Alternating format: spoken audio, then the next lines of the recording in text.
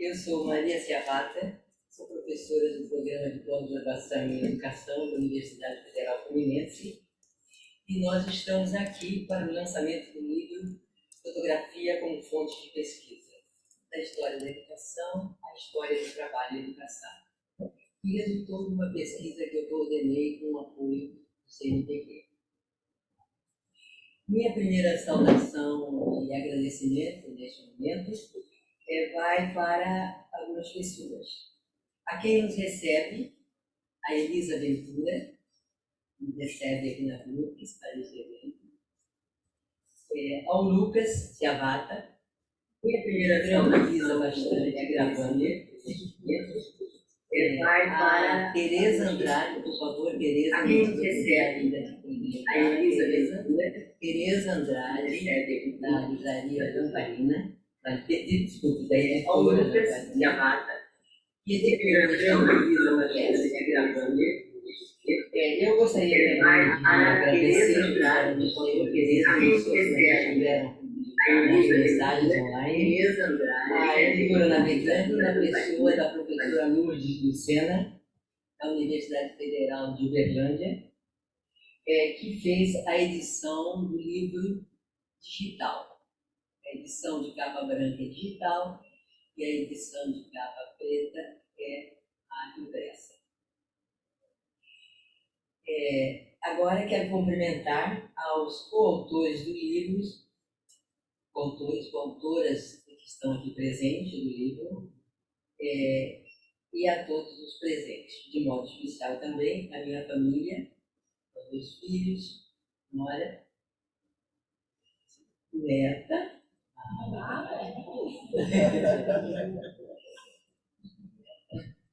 E eu queria também, especialmente, chamar para compor a mesa os professores que me deram o prazer de aceitar o convite, que é a professora Dulce Pandolfi e o professor Paulo César Carrano.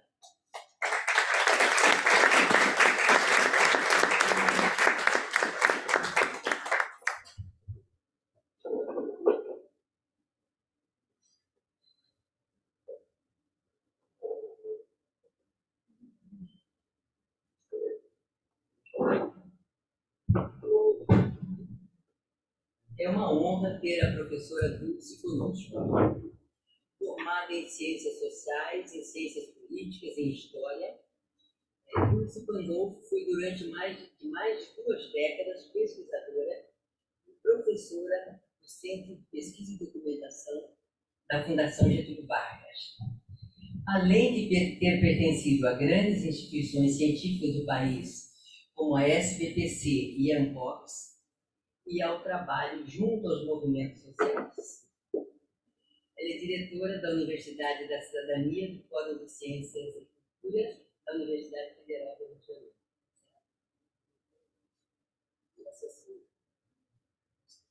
Detalhes aqui de função, mas que não invalidam a importância do trabalho que a professora Dulce faz junto aos movimentos sociais, dando voz aos movimentos sociais. Eu também sou grata à presença do meu caro amigo, professor Paulo Carrano, meu colega do Programa de Pós-Graduação em Educação da Universidade Federal Fluminense, que é coordenador do grupo de pesquisa Observatório Jovem do Rio de Janeiro, da UFA, da Universidade Federal Fluminense, e também do portal de ensino médio em diálogo, onde o professor Paulo tem desenvolvido um importante trabalho sobre juventudes e relações dos jovens com os espaços públicos. É sempre para ser breve, né? Porque esses currículos a gente faz uma coisa muito breve. E, além disso, um trabalho de muitos anos já com imagens em vídeos documentários e mostras de filmes de pesquisa na ANPED, que é a Associação Nacional de Pós-Graduação em Pesquisa e Educação, a cuja diretoria também o professor Paulo pertenceu durante alguns anos. E ainda é, de alguma maneira, vinculado. A minha formação é em filosofia, mas eu me aventurei na história depois da oportunidade de um primeiro trabalho de 2 anos em um arquivo de documentos. E eu fui para a educação para ganhar autonomia de pensamento. Nós temos, para esse encontro, cerca de 1 hora ou pouco mais para a apresentação e o debate ou roda de conversa, assim dizia a Dulce hoje à tarde. Inicialmente, antes de dar a palavra aos nossos 2 queridos convidados, eu vou apresentar as autoras aqui presentes. Por questão de tempo, poderão fazer uso da palavra durante o debate, e não neste momento, só para não nos alongarmos. Nós constituímos um grupo de pesquisa que se reuniu em seminários de estudo a partir de 2018. São as pessoas que realmente levaram os seminários adiante, são professores com seus orientandos de mestrado e doutorado, com os quais eles escreveram os capítulos deste livro. Por isso é que nós temos muitos autores no livro, porque temos sempre um professor orientador e os seus orientandos que puderam aceitar o convite de escrever. Na primeira parte, nós tratamos da história de trabalho em educação. Eu, com Sânia Pereira, doutoranda em educação da UFRJ. Sânia, por favor, levante, Sânia.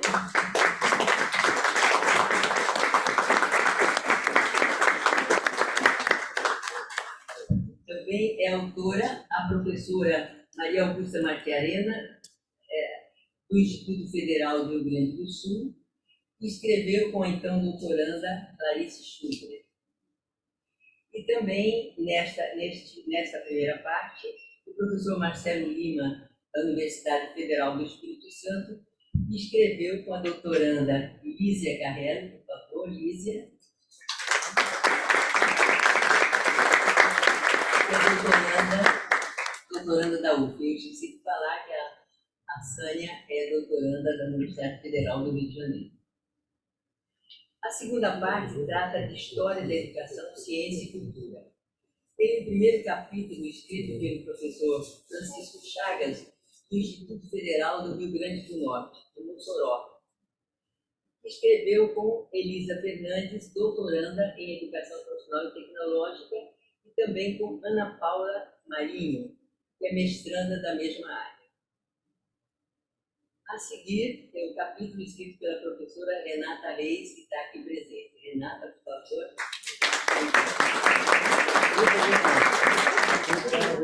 Deixa a foto, Renata. Várias máquinas aí, as queridas representantes, já que os autores estão espalhados por esse Brasil. Renata é professora, doutora da Escola Politécnica de Saúde Joaquim Venâncio, da Fiocruz. E também nesse capítulo está o trabalho da professora Olívia Neta, que é da Universidade Federal do Rio Grande do Norte, que escreveu com Isis de Freitas, que é mestre em Educação, e com Francisca Leidiana de Souza, doutoranda em Educação Profissional e Tecnológica também.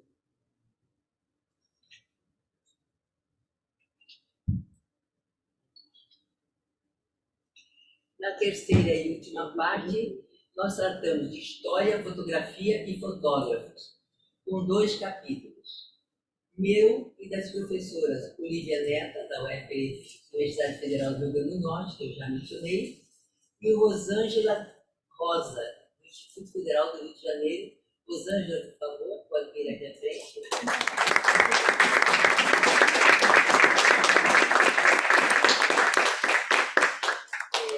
E eu quero também mencionar que estão presentes aqui autoras das teses que foram estudadas no livro. Uma é a Rosângela Rosa, que também atuou analisando outros trabalhos.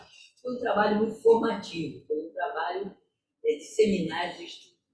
E também gostaria de chamar a professora Rosilda Benacchio, da Universidade Federal Fluminense. E Rosilda também tem uma tese que foi também objeto de estudo nesse trabalho. E, por último, eu gostaria de chamar aqui e agradecer a presença de Fernando Rodrigues. Fernando, por favor, venha cá. Fernando dirige a editora Lamparina com a Tereza Andrade e é o autor da capa e do projeto deste livro.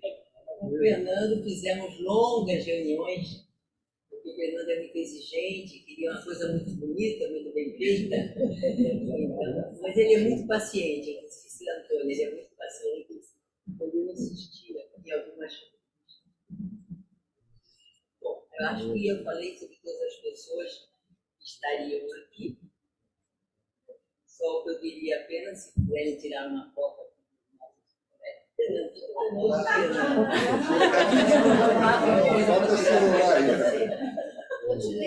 Aqui a mãe, ela dando pra cá. Olha tudo pra cá.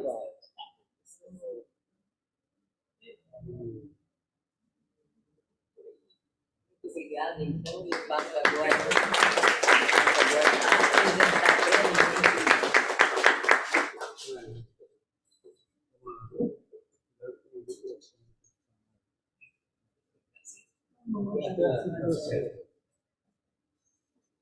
Brevemente sobre este livro. O projeto de pesquisa previa o estudo do uso de fotografias em livros e revistas especializadas e em teses e dissertações. Durante a pandemia, com as bibliotecas fechadas, nós optamos por teses e dissertações em seminários de estudo por acesso remoto. Foi um aprendizado difícil, eu posso dizer, mas foi o possível e acredito que foi muito bem sucedido, porque os seminários eram bastante interessantes. Nós levantamos inicialmente um total de 732 teses e dissertações, teses ou dissertações, do catálogo da CAPES, que está para acesso público. No período disponível de 1989 a 2012. Depois nós tivemos que reduzir, porque nem todos os trabalhos estavam neste período online. Então nós tivemos que ficar num período menor com os trabalhos que estavam online. Mas na grande área de ciências humanas, nós selecionamos os trabalhos acessíveis, portanto, em versão digital, por palavras de busca, inicialmente as que usavam fotografia ou palavras semelhantes, e fomos depois aos resumos, depois aos textos daquelas teses ou dissertações, pelo conhecimento temático com que era possível dialogar. Nós tínhamos algum conhecimento, os professores que iam produzir os trabalhos tinham já conhecimento dos temas e nós tínhamos que fazer, então, o que era comum para todos. Um trabalho científico metodológico, um teórico metodológico. E aí eu vou concluindo, e nós chegamos aos seguintes temas: o movimento sindical de trabalhadores e suas lutas, o trabalho ambulante no Rio de Janeiro no início do século XX, os espaços educativos e correcionais de crianças e adolescentes no SAM, no Serviço de Assistência ao Menor, de Memória, nos anos 40, o Mobral, que retirou Paulo Freire do Nordeste para ele fazer a alfabetização pelo Mobral, mas também criou um Mobral cultural. Isso é uma dissertação sobre o Mobral cultural durante a ditadura no sertão alagoano. Também tratamos da cultura material das escolas profissionais com o acervo de 100 anos de fotografias e documentos da rede federal. E tratamos das expedições científicas no início do século XX, e pudemos então ver como a questão da eugenia, do racismo naquele momento, com a exposição de Agassi, o trabalho do Luiz Agassi, desculpe, e um último trabalho sobre fotografia e fotógrafos, que foram sobre o Cartier-Bresson e sobre Marc Ferreira. Isso tudo para chegar a uma reflexão teórica sobre o uso da fotografia em história da educação, história e trabalho e educação. Eu não sei se está aqui presente, que eu não tive a oportunidade, a Patrícia Nascimento. A Patrícia Nascimento, ela era a companheira de José Lúcio do Nascimento, historiador, nosso colega, que faleceu no meio do trabalho durante a pandemia, faleceu prematuramente durante a pandemia. Mas o trabalho inicial dele, metodológico, era tão cuidado que nós, com a autorização da Patrícia, nós entramos. Metodologicamente, eu destaco dois aspectos principais. A história como produção social da existência, que inclui não apenas os governantes, os reis, os príncipes da história tradicional, mas todos os sujeitos sociais, os trabalhadores, os pobres, os excluídos, a sociedade de classes, os proprietários e os trabalhadores. O segundo ponto que eu gostaria de destacar aqui é o objeto fotográfico, que é o objeto específico da pesquisa. Um objeto fotográfico como representação, mas também pela realidade que está presente em cada fotografia. Além do fotógrafo que fez, a intencionalidade com que ele fez a foto, a apropriação e o uso da fotografia, seu espaço-tempo, quando foi feita a fotografia, em que local, com que finalidades, e as múltiplas relações sociais, culturais, políticas e educacionais que constituem o objeto enquanto tal. Neste sentido, além de comunicação, a fotografia pode ser um documento, desde que observados os protocolos de toda e qualquer pesquisa histórica. Eu passo então agora a palavra aos nossos convidados. Primeiro a professora Dulce, depois o professor Paulo Carrano. E assim, para 10 a 15 minutos de fala. Depois abrimos para um debate, para perguntas, para comentários. E se alguém dos autores presentes quiser iniciar, naturalmente pode tomar a palavra. Professora Dulce, é um prazer enorme. Muito obrigada mais uma vez pela sua presença.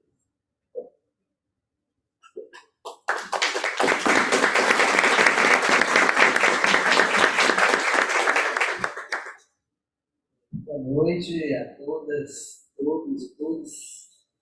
É um prazer estar aqui. Agradeço muito o convite da Maria Savata, prazer também estar no Carrano, amigos de velhas batalhas, né? Vários amigos aqui na plateia. Enfim, não podia me furtar o convite desse, num momento tão especial que estamos vivendo, nós historiadores, nós cidadãos do mundo do Brasil. Um momento do negacionismo, a história está sendo desafiadíssima, né?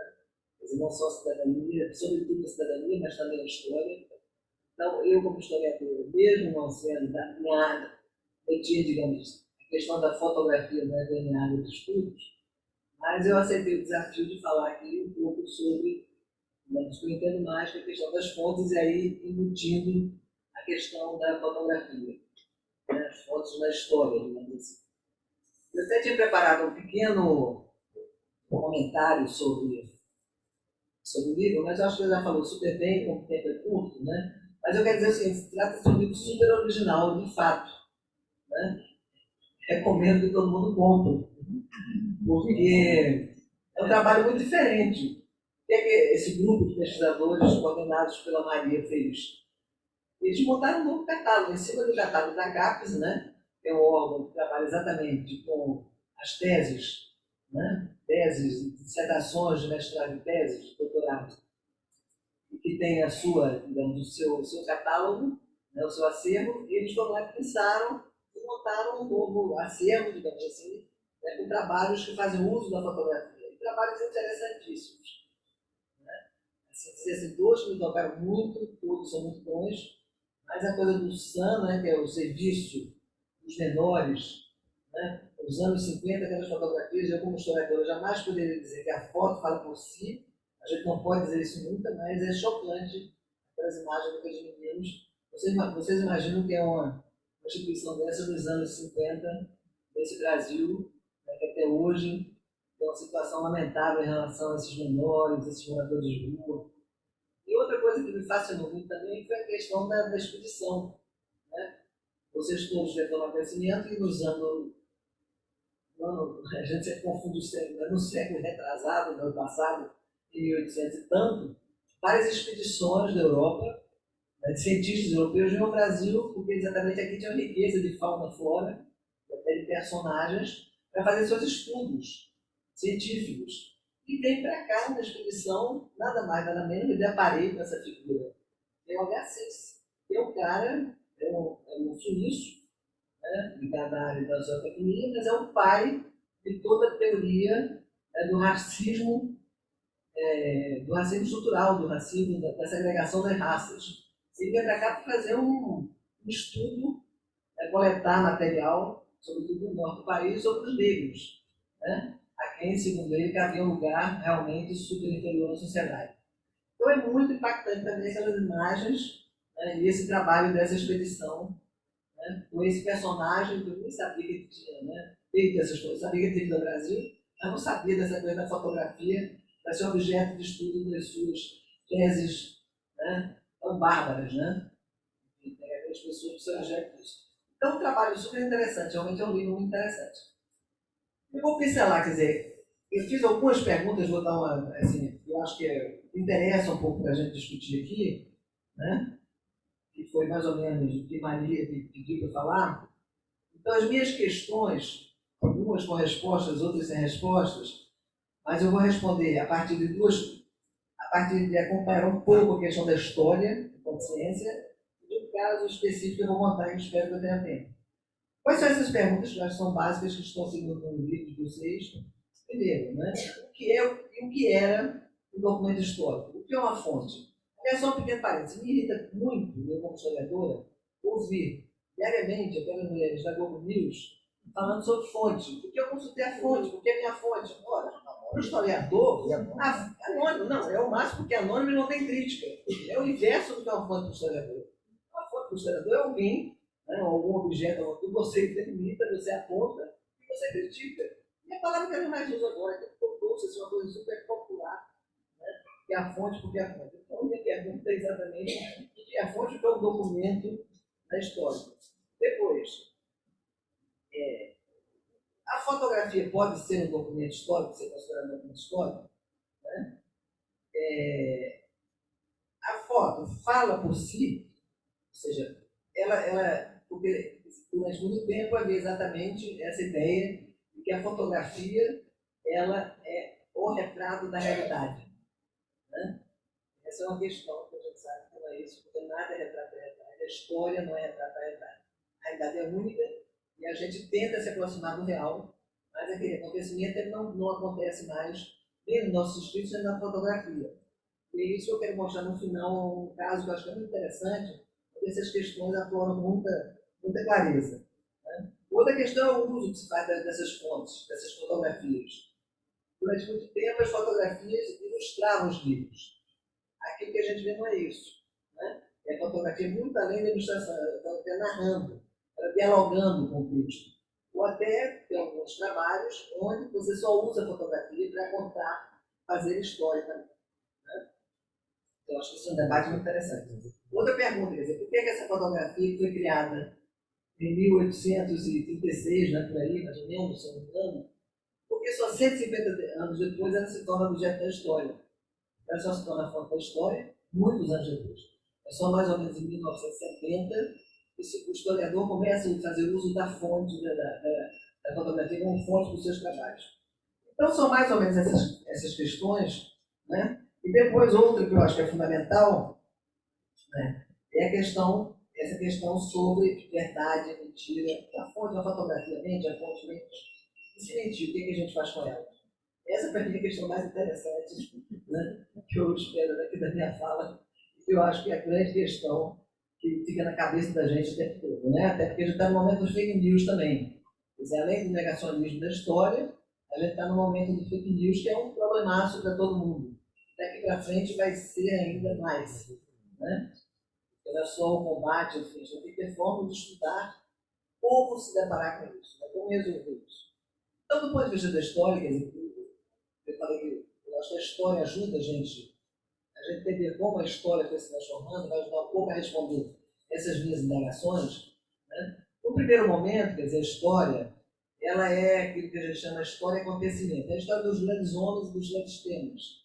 A história trabalhava com um tipo de fonte, só interessava um tipo de fonte da história. É o documento escrito, mas o documento oficial. É o documento que era escrito pelos reis, pelos governos, pelas autoridades, sobretudo. né? É uma história completamente factual. Ela não era interpretativa nem analítica.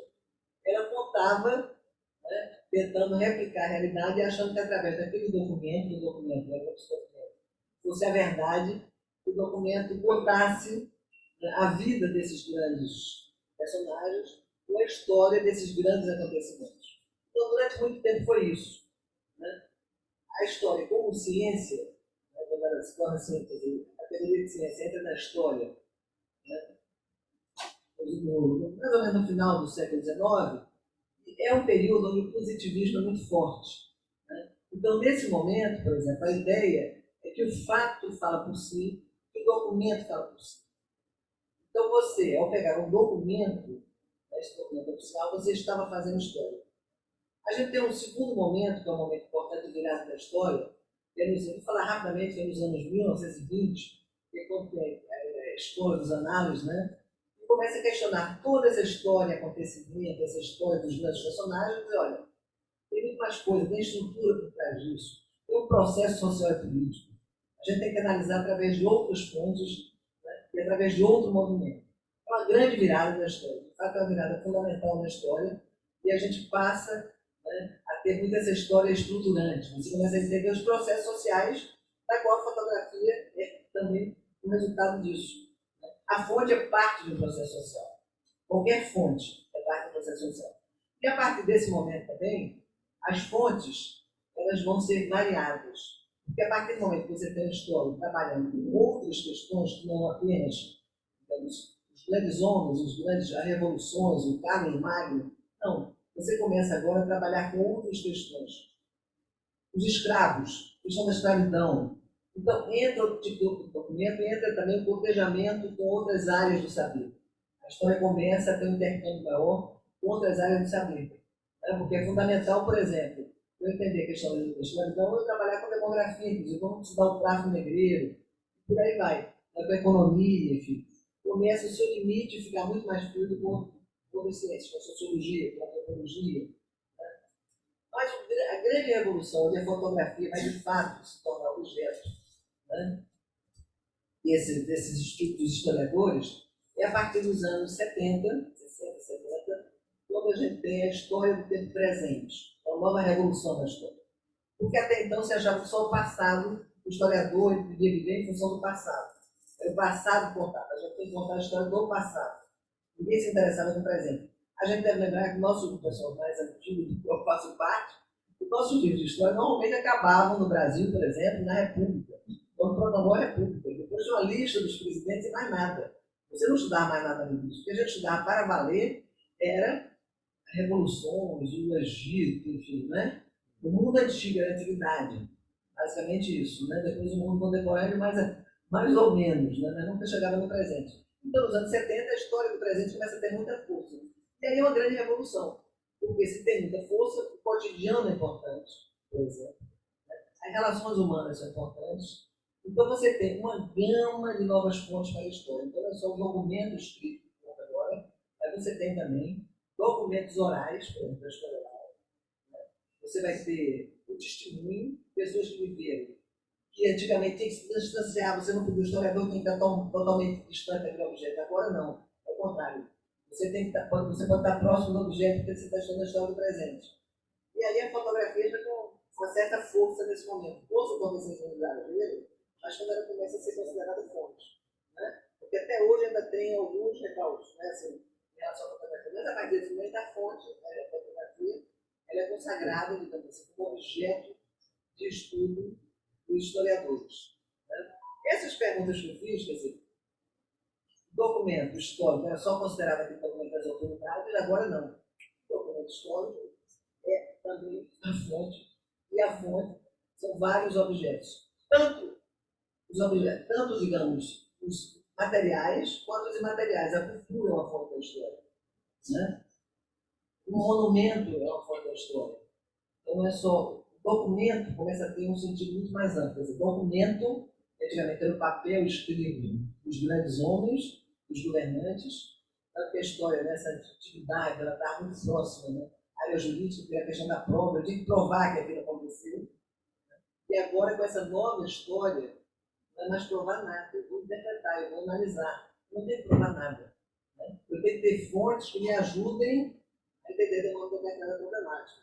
E aí começa a se entender também que o cotejamento das fontes é muito importante. Vou dar um pequeno exemplo. Eu trabalhei no CPDO há tantos anos. Né? A gente, por exemplo, ao estudar uma eleição que não houve em 1937, a eleição para presidente da República inteira, a gente pegava os jornais e era como se tudo tivesse acontecendo tranquilamente. Fotografias de candidato, eleição estava marcada, tudo. Jornais. A gente ia para os arquivos do CPDO, se montou em cima de arquivos privados, e aí a gente via as grandes conchavos, não tem eleição nada, a criação da igreja. Não ia acontecer nada em 1917, já ia dar um golpe, estava armando esse golpe. Isso aparece nos arquivos e não aparece no jornal. Então a gente fazer o confronto foi fundamental para a gente entender aquele período. E aí a gente resolveu, foi quando surgiu mais ou menos o oral, completar o depoimento das pessoas que viveram aquele momento, que também é muito interessante. E antigamente não se considerava história, mas passa a ser uma fonte importantíssima do historiador. Desde que, aí eu conto, né, que você critique as fontes. Por isso, quer dizer, a Globo faz uma crítica, né, às vezes a Globo, e nós, historiadores, temos que dedicar o tempo inteiro. A gente tem que saber onde a fonte foi produzida, por que foi produzida e por que foi produzida. Para não me estender muito, eu vou entrar no caso que eu quero contar aqui, que eu acho bem emblemático, que é o caso que todos vocês conhecem, que nos toca até hoje, que é o caso do Vladimir Herzog. Né?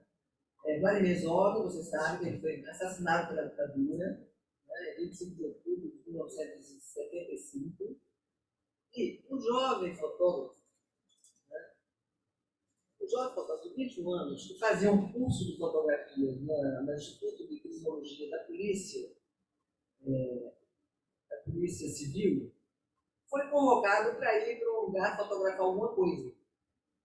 Bem, ele estava naquele Instituto de Criminologia, era um estudante, um estagiário, né, não vou fazer nenhum juízo de valor, né, sobre a posição dele, estava tendo um poucozinho bem emocionante, mas ele é levado para fazer uma fotografia. Segundo o depoimento dele, e a fotografia do Vladimir Herzog, que ele não sabia quem era, é de uma pessoa que estava morta numa cela pendurada na grade, amarrado, né, com a corda, com lençóis, e não deixaram ele tocar em nada, nem se aproximar da imagem. Ele foi obrigado a ficar na porta, e ele faz essa foto, quer dizer, já é uma diferença, digamos, do fotógrafo tradicional, porque o fotógrafo arruma, como vocês estão aqui arrumando, para a gente, né? Sei lá, não foi arrumado, alguns anos atrás. Ele não pôde fazer nada, ele não chegou perto daquele personagem, da Herzog. Ele fotografa aquilo, sem saber o que era uma pessoa assassinada, mas depois é que ele tem contato, né, que ele vai para os jornais no dia seguinte, e aquela foto é usada exatamente para atenuar a ditadura que o Herzog teria sido importante, né? Ou seja, que ele teria se suicidado. A ideia, a fotografia, é para provar, é uma prova, portanto, é usada como uma prova do enforcamento do Herzog. Por que eu estou trazendo esse caso? Porque ele é muito interessante, porque pouco tempo depois, essa farsa ela cai por terra. Vocês devem saber que essa talvez seja a fotografia mais importante do período da ditadura, uma das mais importantes. É uma foto emblemática, ela correu o mundo.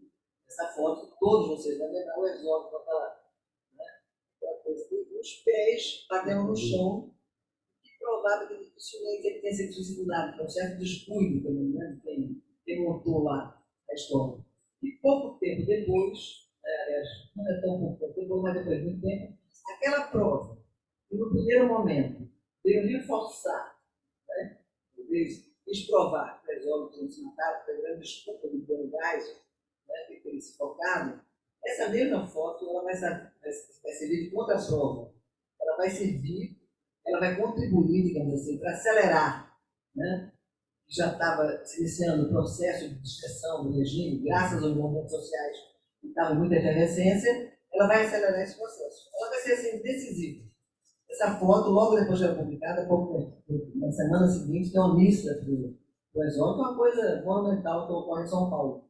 Né? Porque essa foto revoltou quem já era contra a ditadura, percebe essa farsa, mas não tinha como provar. E anos depois, o que é interessante, o ponto que vai chegar, ela vai servir exatamente para absolver, digamos assim, Herzog do seu suicídio.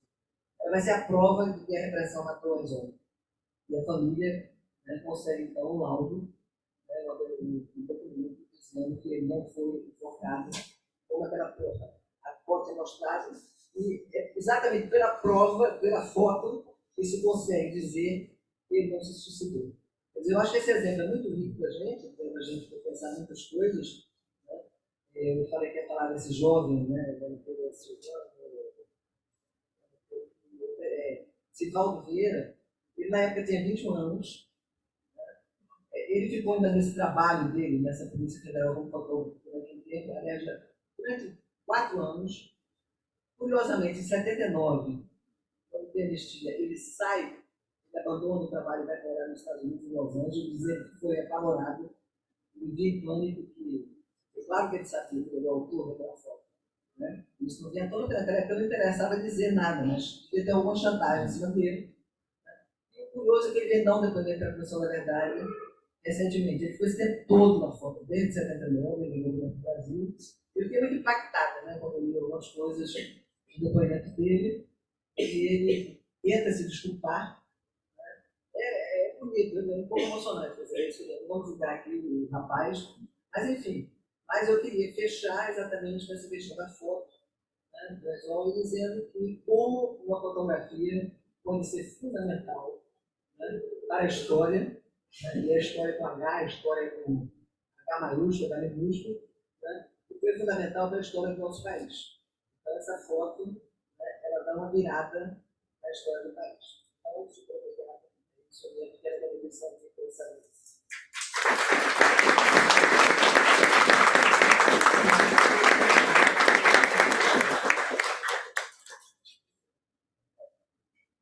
Obrigada, professora, porque além da reflexão, né, metodológica, a professora Dulce faz com que o tema fique encarnado, né? Encarnado na política do país, na história do nosso país, nas pessoas que até hoje aguardam um reconhecimento daquilo que aconteceu.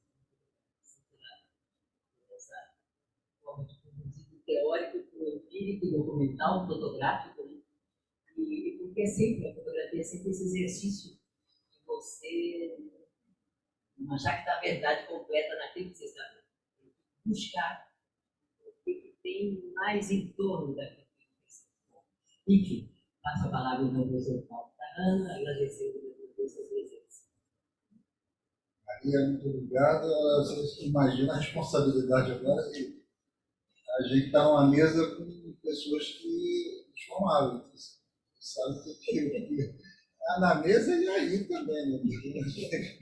A maior importância, amigos, mas também fontes de formação intelectual, e a gente tem que comemorar e agradecer isso, tanto a amizade quanto a possibilidade de estar junto. Eu lembro que o professor Milton Santos dizia que nós não nos lemos, né?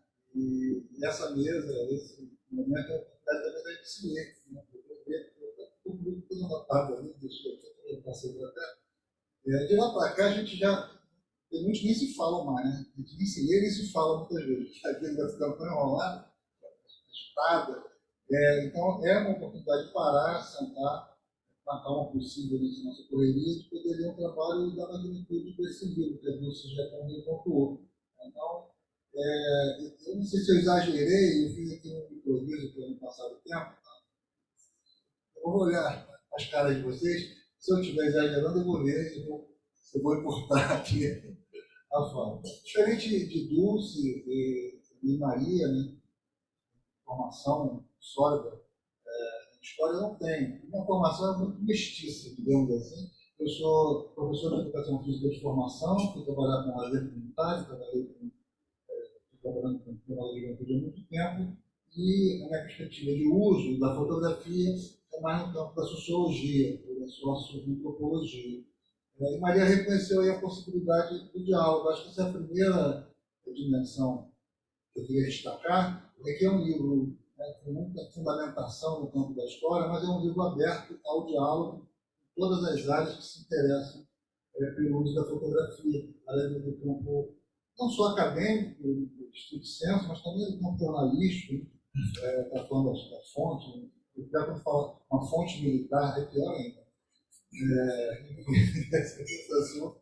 Então, é um livro aberto ao diálogo para quem se interessa por fotografia. No meu caso, os vídeos que eu tenho feito, a Ana Karina falou também, na sua pesquisa, é o uso da fotografia como provocação, como dispositivo para a narração de si. Né? Então, é um outro uso, uma outra possibilidade de trabalhar sobre esse tempo presente, sobre o cotidiano, nesse caso específico dos jovens, sobre as biografias dos jovens e, inclusive, percebendo que jovens têm memória, né? Jovens, crianças têm memória, né? E isso é muitas vezes negligenciado com essa ideia, só que tem memória velha, pessoas mais velhas. Tem que perceber como as memórias vão constituindo os sujeitos. Então, esse é o uso que nós temos feito da fotografia, mas esse livro nos ajuda também a pensar o rigor. Eu vou passar a ler aqui e vou dar umas paradinhas para comentar algumas coisas. Eu queria começar com o Manuel de Barros. O Manuel de Barros diz o seguinte: nós somos dois, um é biológico, o outro é letral. Ambos somos verdadeiros. Um é de sangue, outro é de palavras. O de sangue é comum, come, bebe água e até quebra copos. O ser letral gosta de fazer imagens para confundir as palavras e gosta de usar palavras para destroncar as imagens. Essa poesia do Manuel de Barros, ela dialoga muito com o seu livro, Maria. É porque é exatamente essa ideia de que a fotografia não fala sozinha. Ela precisa dessa ancoragem textual, essa ancoragem da palavra. No livro é dito isso também, a crítica àquela expressão de senso comum, uma imagem vale mais do que 1000 palavras. A gente sabe, especialmente no trabalho rigoroso como esse, que uma imagem pode falar muito melhor com 1000 palavras, talvez nem tantas palavras, mas ancorada com as palavras que vão inventariar o contexto da produção daquela fotografia. Aí eu destaco nesse livro, Fotografia como Fonte de Pesquisa, o cuidado adotado na produção das análises em cada um dos capítulos. A unidade teórico-metodológica, a diversidade de temas, problemas e fontes de pesquisa histórica, rigor teórico-metodológico, cuidado com as fontes e compromisso político e analítico. Eu, particularmente, gostei muito do esforço de elaboração dos artigos em diálogo com os usos da fotografia como fonte de pesquisa histórica por parte de um conjunto bastante variado de programas de investigação, instituições e regiões do país presentes no conjunto da produção do centro selecionado. Eu acho que esse é outro aspecto importante, que é o bom uso do acervo da CAPES. Eu tive a experiência de fazer 2 estados da arte na área de pesquisa sobre juventude. É um acervo monumental, inclusive um acervo que dá testemunho da formação dos novos pesquisadores. São muito jovens produzindo teses e dissertações e eles se perdem, muitas vezes, nesse imensidão da internet. Então é muito importante proteger esse acervo. Isso foi muito bem feito. E a seleção foi muito boa do meu ponto de vista, e da maneira que foi feita, foi um risco de fazer resenha de cada um dos trabalhos, e não foi feito resenha. Nós não estamos fazendo resenha, nós estamos interpelando o uso das fontes fotográficas. Foi muito bem feito. Eu acho que é um diálogo respeitoso, é um diálogo que reconhece a qualidade dessa produção docente.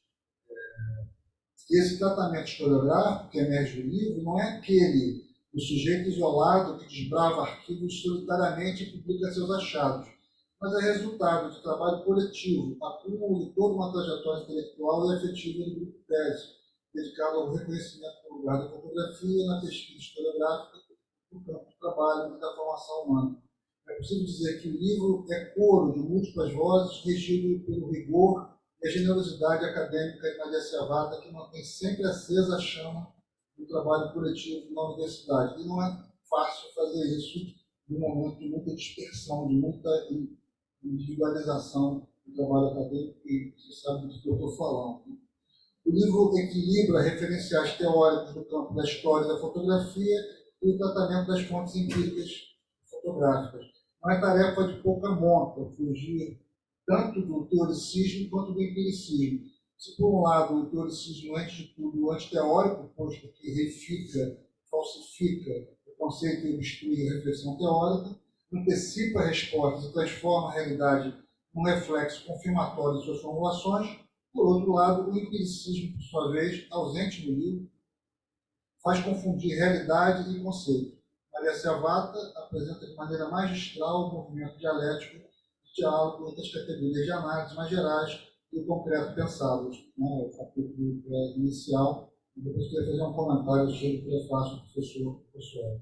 É interessante notar como questões macroestruturais, tais como a relação entre o Estado e o capital, por exemplo, ganham concretude, descem ao solo da vida cotidiana com abordagem descritiva analítica a partir das fotografias.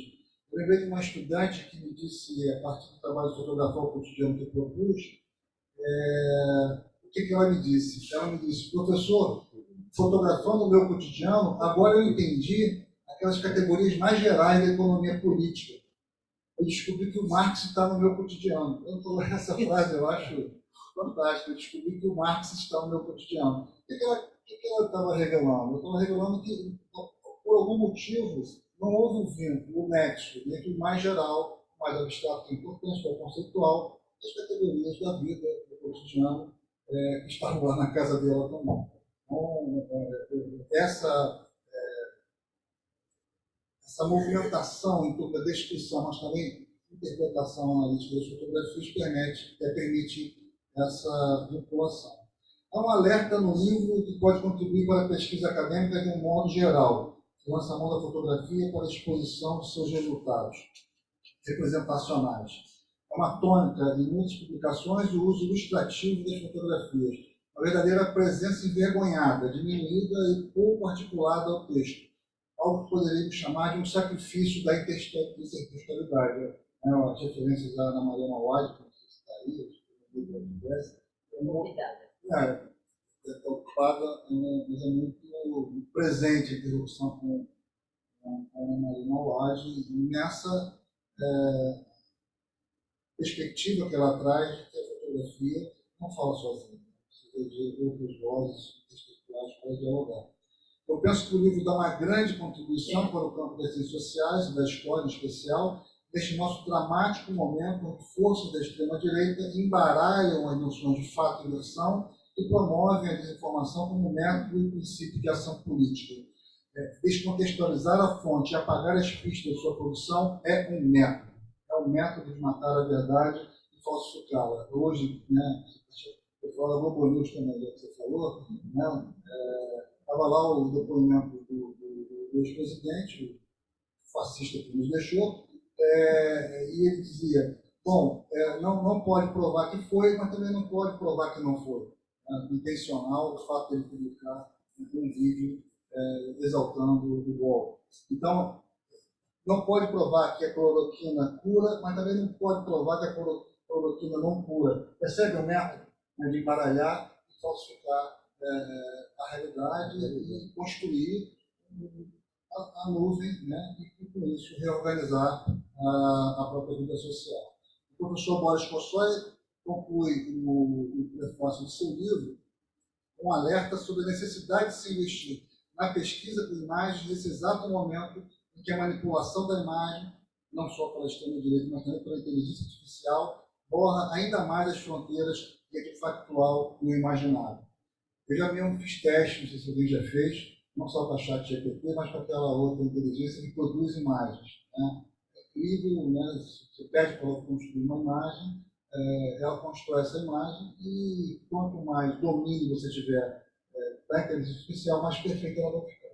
Então, a gente está diante de uma situação que o cidadão comum pode não distinguir mais do que é fato do que é invenção. No campo da arte, isso é até bonito, do ponto de vista de você brincar entre o que é factual e o que é imaginação. Mas no campo das relações sociais objetivas, isso pode ser mortal.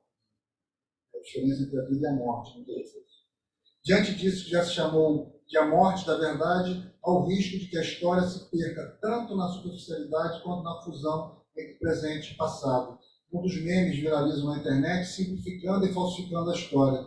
Comparam de maneira dicotômica Contextos históricos díspares e o fazem muitas vezes para desqualificar personalidades políticas do presente e mitificar personagens odiosos do passado.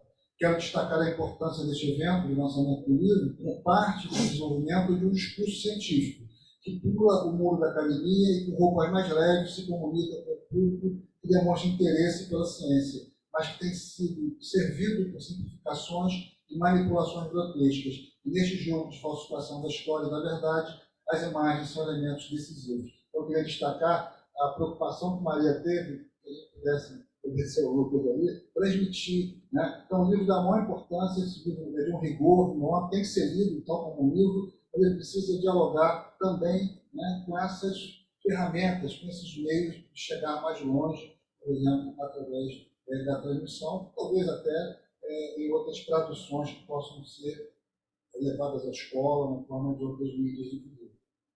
Antônio Gramsci, que aliás hoje 85 anos da morte, interessante falar sobre isso, afirmou que a realidade é um acordo intersubjetivo. A profundidade dessa expressão é de que a realidade não existe fora da história, do jogo das relações sociais, elas também sempre históricas, é algo a ser disputado permanentemente. Mudam-se os tempos, mudam-se as vontades, então é permanentemente um desafio de disputar no sentido do que é real, do que é verdadeiro, do que é histórico, do que deve ser preservado, do que deve ser abandonado. Partindo do meu lugar de uso de pesquisa de uma perspectiva sociológica, de inventário de biografias e modo de vida do tempo presente, ocorreu-me trazer para a nossa conversa a maneira como Pierre Bourdieu pensou a fotografia. O interesse de Bourdieu estava na recepção da imagem, ou seja, como as pessoas avaliam e julgam uma fotografia. O que a fotografia inserida em nossa sociedade representa e por que se fotografa? Essas perguntas estão presentes o tempo todo no livro. Por isso, para não dar por barato que a fotografia é a verdade. Bourdieu se dedica a olhar os álbuns de família. Nada mais mentiroso, entre aspas, do que um álbum de família. Ninguém põe no álbum de família, por exemplo, as discussões dos almoços de domingo. As fotografias dos álbuns de família são, portanto, idealizadas. Os álbuns de família cumprem rituais, nascimento, casamento, fotografia da morte foi abolida ao longo do tempo. Pode-se dizer que, em grande medida, as fotografias do século XIX e as de hoje são muito parecidas nesse aspecto de representação idealizada. Eu lembro aqui também, minha mãe, né, vocês que gostavam de fotografia, eu tinha 16, 17 anos, pegava a máquina emprestada, e às vezes eu queria fotografar lá trabalhando, fazendo coisas em casa, né, na vida do dia a dia, e ela falava assim: ô menino, não vai gastar chapa à toa. Gastar chapa, se tiver essa expressão, não sei se faz sentido para todo mundo, né? E aproveita a fotografia que vem lá de trás, chapa de metal, chapa de vidro, minha mãe era paraibana, e pegou, inclusive, aqueles fotógrafos que fotografavam com chapa, né? E o que eu queria dizer? Vamos deixar o filme, que é caro, uma coisa importante, um aniversário, um passeio. Então, é a ideia de que o cotidiano não é para ser fotografado. O que tem de interessante no cotidiano? Isso é barato também trabalhar com o cotidiano, as pessoas perceberem que elas têm cotidiano. Uma das alunas desse trabalho de fotografar o cotidiano, na primeira semana que eu propus fotografar o cotidiano, contar uma história em 10 fotografias, na semana seguinte ela voltou: professor, eu fiz 400 fotografias. Claro, agora com isso aqui a gente faz, né, rápido. Eu não sabia que eu tinha tanto cotidiano. O cotidiano dela não aumentou, é o mesmo, só que ela foi provocada a pensar sobre isso. A fotografia nos permite também ampliar a reflexividade, não só ela, né? Muitas coisas permitem isso, mas ela tem um momento que a cultura visual é tão importante, uma capacidade muito grande de fazer esse movimento, de escovar contra pelo o real e o cotidiano. Nós replicamos as mesmas representações iconográficas dos diferentes tempos.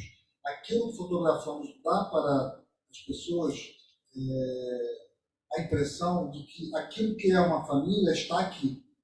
Há então uma representação consolidada sobre como as coisas devem ser representadas. A gente fotografa muito o que é fotografável. Criamos um repertório no nosso imaginário sobre como as coisas devem ser representadas.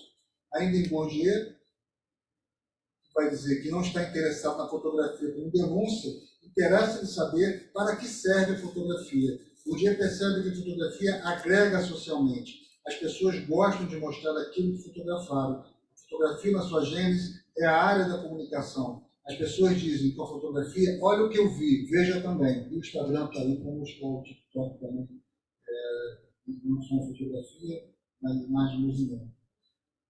Há hoje uma transformação da visualidade em nossas sociedades orientadas pela imagem. Nesse sentido, é cada vez mais necessário, do ponto de vista político, educar para a leitura crítica das imagens. Isso implica em interpelar a gênese da constituição das fontes. É nessa perspectiva, podemos dizer que a fotografia não é inocente. E a palavra a manipula e orienta o que devemos ver.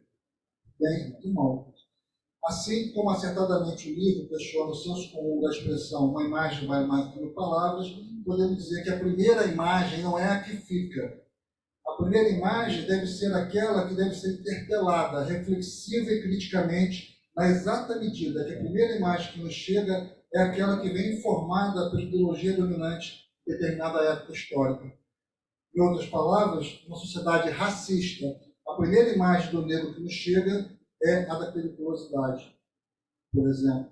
A primeira imagem de uma sociedade sexista da mulher é aquela que sexualiza e objetifica a própria mulher. A primeira imagem da criança pobre é a da insuficiência de sua família e de sua origem social. Então, a primeira imagem não é a que deve ficar. A primeira imagem é aquela que deve ser interpelada criticamente.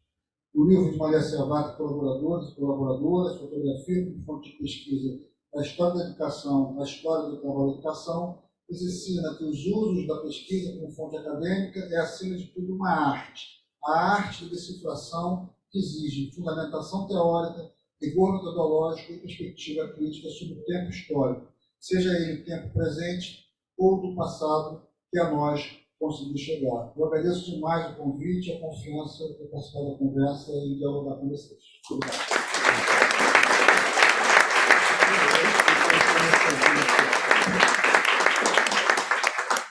Realmente, eu tenho a agradecer, porque a ideia realmente é essa, que duas pessoas que provêm de campos diversos, mas afins, né?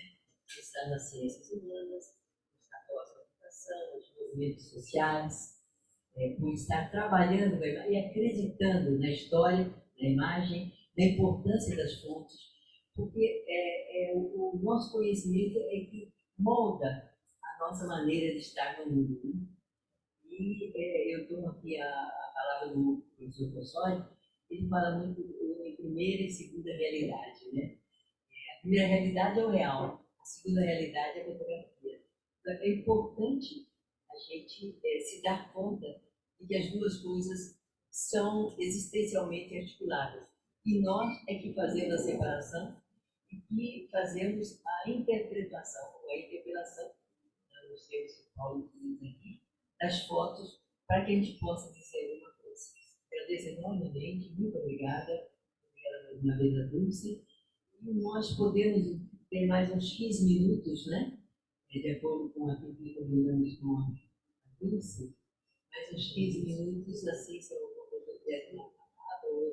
as autoras presentes, os colegas, os professores que estão aqui também, um prazer enorme que possam estar aqui, porque realmente, a gente quando expõe um livro assim, é dentro da academia, o nosso processo vital dentro de uma universidade pública é esse, é ter o retorno dos pares, porque a ciência só avança se ela for questionada naquilo que é feito. Foram bastante generosos comigo, eu agradeço bastante, recomendando assim o livro, mas está aberta essa forma de trabalhar em cima de temáticas diferentes, de tempos diferentes, de locais diferentes, mas com um referencial metodológico que dialoga com diferentes influenciais, que são as teses e dissertações que foram analisadas. Vocês estão fazendo isso para dar tempo de outras pessoas que quiserem falar alguma coisa. Apresentando os professores aqui.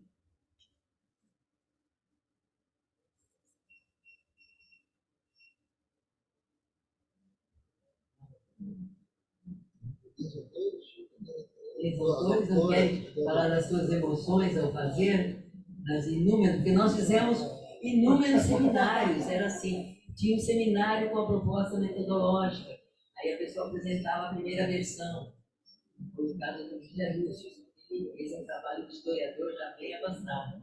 Depois vamos discutir aquilo, tem que tal aspecto não foi tomado, tal aspecto precisa melhorar, a escrita ainda precisa avançar um pouco.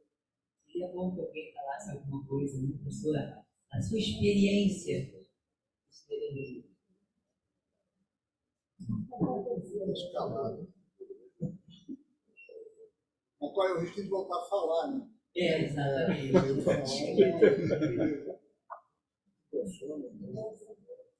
Sebastião, ótimo. Sebastião, por favor.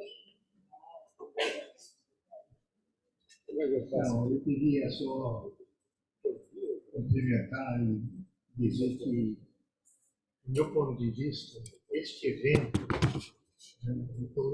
depois desta fala dos dois, da sua fala, eu estou compreendendo o sentido do livro, o sentido do trabalho que foi feito.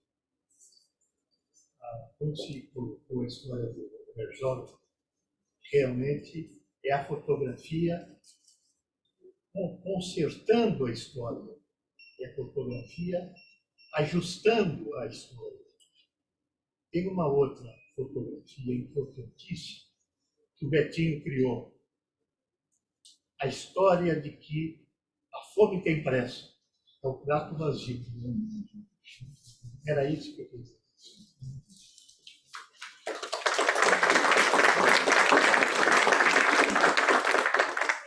Mas é muito bom, porque sobra, no caso do Herzog, né, que eu tentei enfatizar, eu espero ter ficado claro, é a fotografia. Vamos omitir a ajuda a transformar a realidade. Porque a gente tem que ter visão crítica de tudo. Porque é fundamental para o historiador, para qualquer pessoa, é a crítica. Né? Ali é um documento. O documento tem que ser criticado sempre, sempre. Né? Então, você criticar aquilo, a gente conseguiu transformar uma parte da história do Brasil.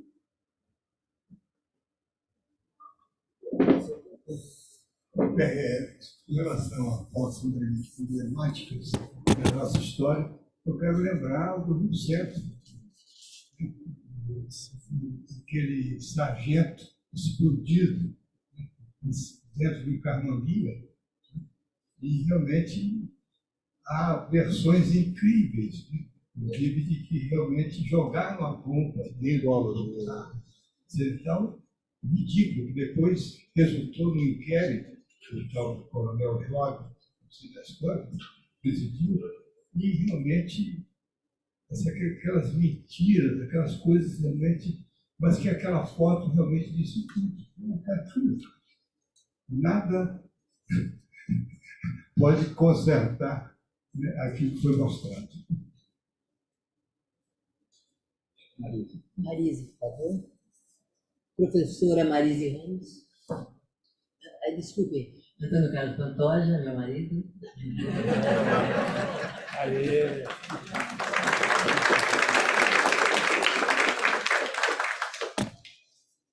Boa noite a todos, todas e todos. Acho que eu falo em meu nome, mas também eu sei que acabei de ver ainda pouquinho Eveline, mas além de Eveline, gostaria de registrar aqui para Maria publicamente, né, que gostaria de fazer referência aos colegas do Grupo Tese, né, o Grupo de Projetos Integrados de Pesquisa em Trabalho, História e Educação, que Maria coordena há 16 anos conosco, alguns de nós, inclusive eu própria, né? E registrando talvez a ausência de alguns outros colegas, coordenadores que estariam aqui com muito gosto, né, Maria? Que não estão. Então, queria dizer isso, que o Grupo Tese está aqui, né? De alguma maneira, não, a sua coordenação e todo o conjunto. Em segundo lugar, gostaria de registrar que a professora Maria Servata recebeu a homenagem do número 44 da revista Trabalho Necessário, nessa terça-feira. Então, uma semana de muita celebração, né? E por coincidência, uma coincidência feliz.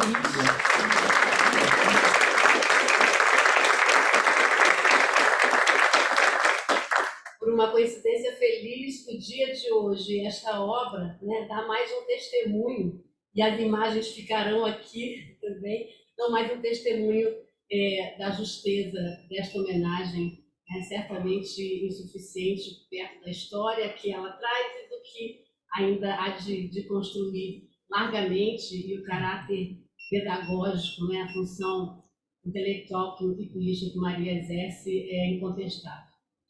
Em terceiro lugar, aí, queria dizer que essa mesa está sendo uma aula. É um prazer muito grande e eu acho que é muito bom termos esse ambiente e que o façamos mais. E, finalmente, aí sobre o tema, né?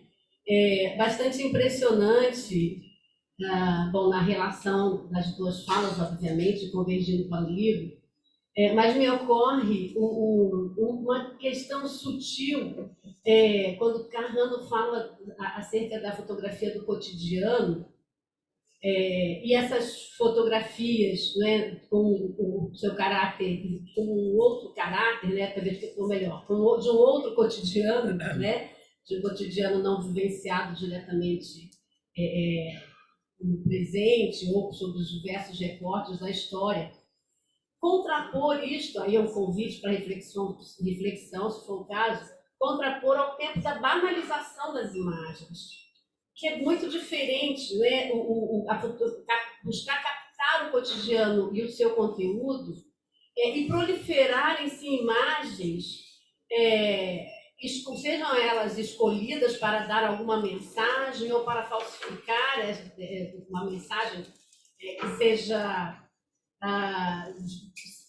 de uma vontade, né, de se mostrar de alguma maneira, ou como Gregório de Albuquerque, que é o nosso colega também, diz assim, vale o que está publicado, né? O que se publicou é que é realidade, o que não se publica não se torna realidade.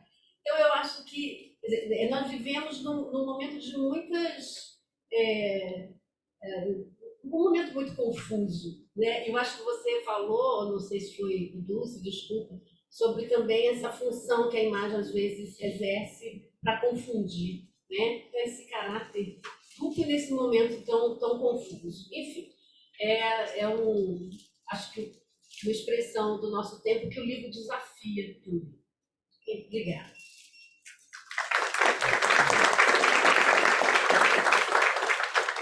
Posso falar?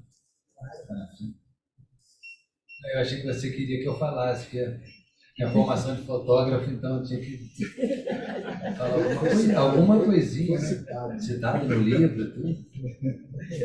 Mas, não, a primeira coisa é uma reflexão de que a gente, quando vê uma fotografia, né, é muito sedutor, a gente está vendo pelos olhos de quem viu, né? Então, isso é muito sedutor para a gente acreditar piamente naquela imagem. E, por outro lado, a gente tem essa questão da construção e de uma imagem que serve para quem está fotografando e para o discurso de quem está utilizando aquela imagem. Então, de fato, a gente vive essa dicotomia aí ao ver uma fotografia. Acho que eu queria ter primeiro agradecido vocês dois, mamãe também, mas principalmente vocês dois, por ter já me colocado muito mais íntimo da publicação da Maria, então entendi ainda mais profundamente a importância e quais os caminhos que levam. Eu gostei muito de estar falando com vocês dois.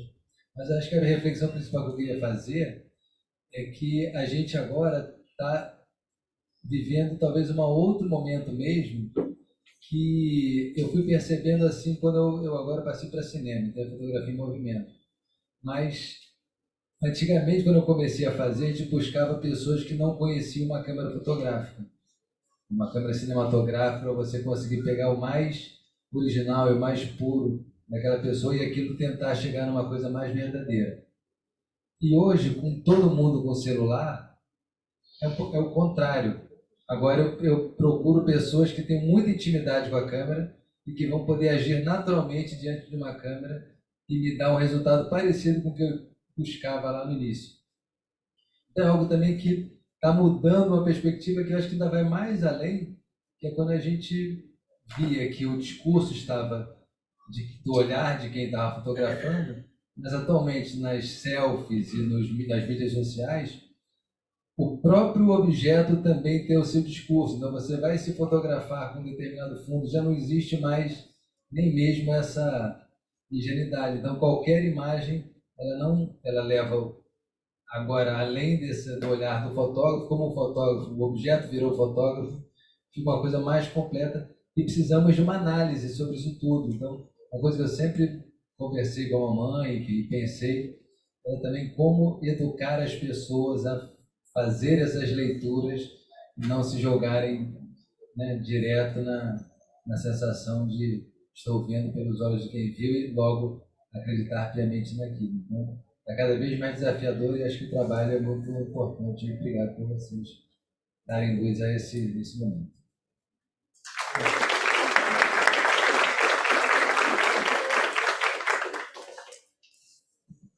Alguém mais? Deixa eu comentar, tem tempo?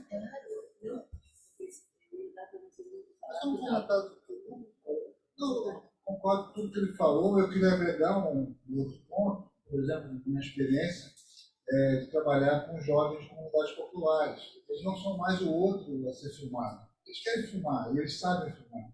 E eles têm o que dizer. Então, isso eu acho que é um lado positivo, né, que desafia a tornar a relação menos assimétrica, tem que ser mais horizontalizada. Então, por exemplo, nosso primeiro documentário com a comunidade de Quilombo, a gente discutiu o roteiro com eles.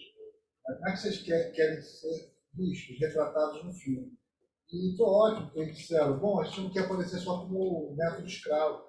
A gente é jovem de hoje, a gente gosta de jogo, luta pela terra, mas a gente joga futebol, a gente joga videogame, joga funk. Então, eles queriam uma representação quilombola juvenil não idealizada, como os turistas querem consumir. Agora, eles fazem mais do que o roteiro, eles produzem as imagens. Certo? Então, eu acho que tem um lado, sei lá, positivo nesse aspecto, você tem um sujeito protagonista dessa relação da produção da imagem. Nem todo mundo lida bem com isso, porque ainda tem aquela ideia de que o outro é um objeto, quer seja na comunidade rural, quilombo, quer seja na favela. Mas ainda, os jovens estão com o celular na mão, estão tentando, muitas vezes, até melhor do que o próprio pesquisador, às vezes, sabendo usar. Então, para você aproveitar essa complexidade desse momento, Obrigada, Paulo. A fala do Estevam, e mais do Paulo, mais as ideias que foram trazidas aqui, me lembram o livro do Wilton, né? A Sociedade do Espetáculo, do Debord, isso já nos anos 70. Quer dizer, ele intuindo, é uma ideia, vamos dizer assim, algumas grandes ideias que a gente conhece no nosso mundo ocidental, né? Eu acho que essa é uma delas, a sociedade do espetáculo. Nós vivemos num mundo onde todos querem ver e ser vistos, as duas coisas. Quer dizer, as pessoas se esperam desse processo. Então aí a gente chega ao que a Maria chamou a atenção, a banalização da imagem. Mas é um fenômeno inevitável, inevitável. Todos nós não tiramos de algum evento, de uma situação, apenas uma fotografia, tiramos várias. Até depois, para resolver qual fica, os celulares e os arquivos repletos, né? Mas é parte do nosso momento histórico. E isso daí me traz duas ideias. Primeiro, que nós nos movemos, o mundo se move através da dialética da transformação, as coisas são permanentemente mudando, e através das contradições. Quer dizer, nós temos, no acesso à fotografia, no acesso às mídias, nós temos um avanço no conhecimento, na possibilidade de conhecer e de criar. Mas tem os seus riscos, como tudo. E eu acho que é esse fio da navalha que a imagem realmente nos coloca. Porque o Boris Kosoy, ele também chama muita atenção sobre que a fotografia não se esgota no objeto. A fotografia, ela tem que ser incluído o receptor daquela foto, a pessoa que vê a foto. Quer dizer, que faz ele mesmo ver. Eu lembro que o Gregório fez um trabalho lá na última dissertação dele de mestrado. O Gregório fez um trabalho que ele dava câmera fotográfica aos estudantes para que eles filmassem e depois criassem em cima da foto. Então, esse trabalho é um enriquecimento enorme. A gente pensa que séculos atrás eu só se escrevia e falava, né, e agia naturalmente, mas hoje a gente age, escreve, fala, fotografa, lê a fotografia, discute, mente, desmente, descobre a ambiguidade das fotos e vai em busca de outros aspectos que possam esclarecer a ambiguidade. Bom, eu acho que, dado o nosso horário aqui, o combinado com a livraria, a não ser que alguém queira falar mais alguma coisa, Sânia quer falar? Por favor, então, de verdade. Sânia é autora minha de um trabalho sobre a dissertação da Rosilda. A tese, desculpe, a tese da Rosilda. Boa noite a todos e todas. As teses. Boa noite a todos e todas. Como você veio, em relação, e acho muito importante ressaltar, enquanto pesquisadora, o nome do nosso grupo EIS, que alguns estão aqui e escreveram. A Maria, com a sua firmeza, com a sua delicadeza, com rigor teórico, metodológico, ímpar. Na questão da investigação, a gente, no processo nosso investigativo, foi um desafio enorme. Porque trabalhar no catálogo da CAPES é algo surreal, é enlouquecedor. E para chegar nessa pesquisa de 5 anos, para escolhermos as 13 teses e dissertações, foram algo que, de uma delicadeza, de um respeito, de um cuidado, porque você analisar uma pesquisa de quem já pesquisou 3, 4 anos, gente, como que a gente vai fazer isso? E trazer a forma de colocar fotografia e questionar, e com respeito dos autores, a Maria fez isso com maestria, gente. Lembrando que os 2 últimos anos a gente estava no pandemônio. E esse trabalho a gente construiu ele online. E no método da gente de disposição, que é o nosso livro, o vai e vem, né, da gente sempre rever, e o respeito da nossa teoria, a respeito da teoria que o autor escolheu, mas sempre colocando e nos ensinando a cada momento que a pesquisa ela é feita desse movimento real, e quando às vezes a gente questionava algumas categorias que a gente escolheu, a Maria transformava aquilo naquela fotografia, a gente pensava, questionava. Então foi um aprendizado assim, enorme. E eu sou suspeita para falar que eu trabalho com a Maria há 13 anos. Agora 13. 13 Então, anos. e a oportunidade, porque nós ingressamos como jovens pesquisadores. Eu vim de iniciação científica, como a Lísia, como a Roberta, a Rosângela e a Renata no mestrado e no doutorado. E a gente tem uma professora que ela coloca a coerência, a prática, e faz com que a gente se torne novos pesquisadores, indagando e não colocando a gente como verdade absoluta. Porque é momentâneo. Então a gente tem essa pesquisa que é de rigor, ela interpela a gente o tempo inteiro. E independente da gente ter a nossa visão epistemológica, o respeito à escrita do outro. Então, eu acho que é muito importante. Maria, em nome do Grupo EIS, agradeço pelo aprendizado. Agradecer esses 5 conteúdos, estudos independentes supervisionados. E que espero que em breve a gente possa retomar nossos estudos, mas assim, é um primor ter ela como educadora e pela oportunidade.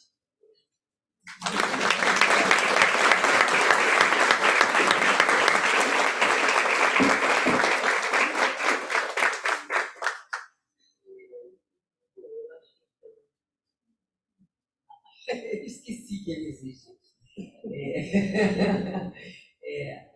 Bom, não sei, eu acho que eu passaria a palavra então aos nossos 2 convidados, né? Não sei que alguém ainda queira falar, porque aqui é aberto, né? Esse fórum aqui é aberto para falar.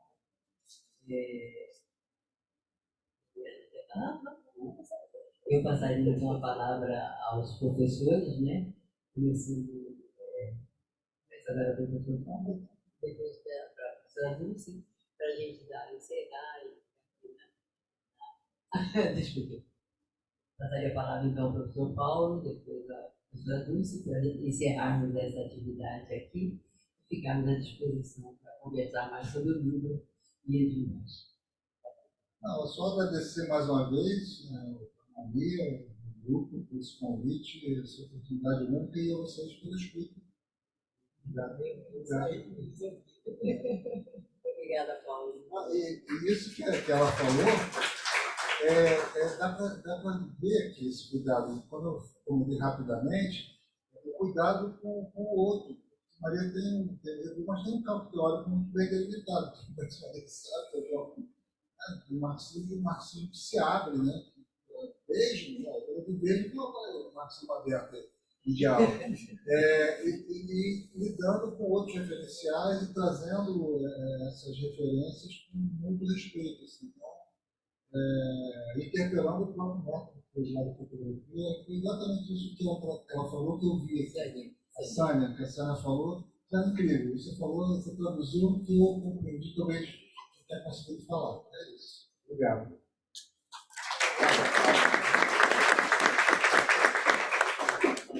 Também só agradecer, né? E dizer que é de tanta emoção esse trabalho coletivo, né? Eu sou uma pessoa da coletividade e fiquei espantada, porque claro que ao ler o livro você percebe isso. Essas falas aqui são impressionantes mesmo. Então, parabéns, né? Seu trabalho, né? Juntar essa equipe maravilhosa. Obrigado a todo mundo e salve a fotografia. Salve a história. Salve a história.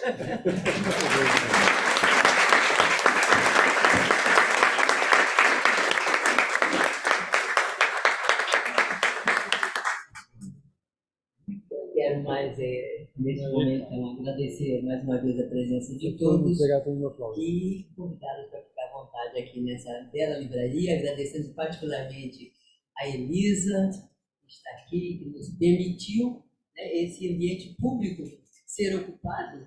Não, é um ambiente privado, mas foi ocupado publicamente por nós, né, os nossos convidados, o nosso tempo, as nossas falas, as nossas ideias. Muito obrigada a todos.